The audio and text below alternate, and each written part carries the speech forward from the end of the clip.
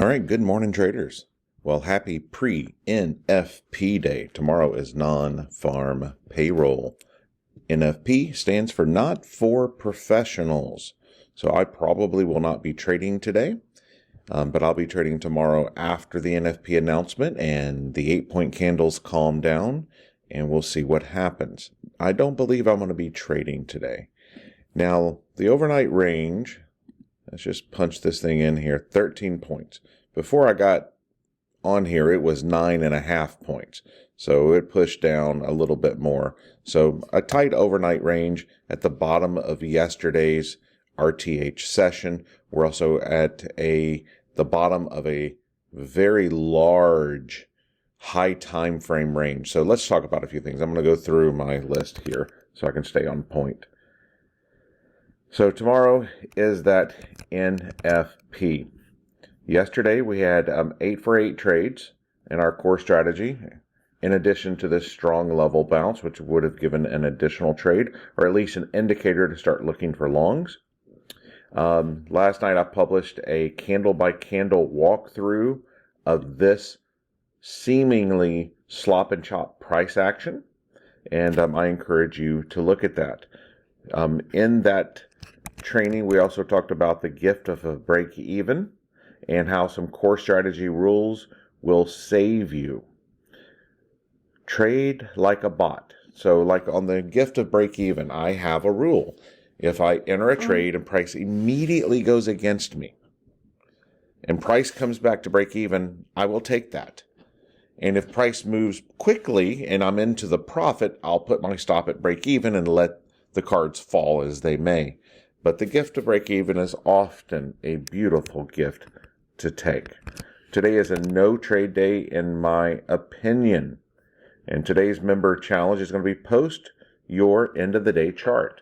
I'm not having enough members, in my opinion, posting their end of the day chart. These are the plays that were ran that day. And it's important, I believe, to go back and do your end of the day chart. It's just part of being a professional trader. And if you wanted to take it up one notch, you should be doing the candle by candle replay yourself, like yesterday's video I did. So I encourage you to post your end of the day chart as a disciplined approach to being a professional trader. Overnight session, once again, we just covered it. It's a tighter overnight range. It is in the bottom 50%. Here is on our indicator, RTH halfback. So before the market opens, our pre-flight indicator gives you levels that you need to make sure you have marked. Your RTH high, your RTH halfback, and your RTH low. It gives you the current overnight numbers as well as midnight. Midnight happens to be covered up by the overnight halfback. They happen to be the same.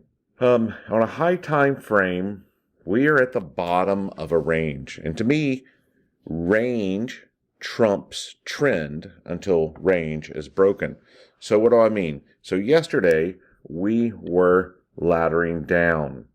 And you have to be careful of saying, oh, well, we're laddering down. I need to be looking for shorts. Well, you need to be cognizant of where are you at. In our group, there is a channel for Critique My Trade.